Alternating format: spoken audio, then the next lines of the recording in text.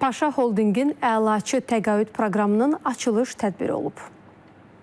Bir çox faizlə olan Gənc nəslin peşəkar inkişafına önəm verən və bu istiqamətdə müxtəlif layihələr həyata keçirən Paşa Holding 2022-ci ildə əlaçı təqaüd proqramını təqdim edib. Proqram 3-cü və 4-cü kurs bakalavr tələbələrini əhatə edir. Əlaçı tələbələrin aylıq təqaüdlə təltif edilməsini nəzərdə tutan illik proqramdır.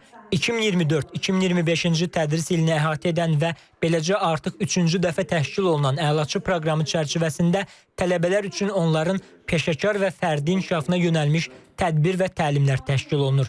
Layihə müddətində 3 aylıq şəxsi inkişaf marafonu, offlayn təlimlər, fərdi mentor dəstəyi, karyera simulyasiyası, networking görüşləri və Paşa Holding, eləcə də Paşa Sığorta şirkətlərindən olan mütəxəssislərlə görüşlər də təşkil ediləcək. Bu tədbirlər tələbələrin həm yumşaq bacarıqlarının inkişafı, həm də karyera inkişafını əhatə edir.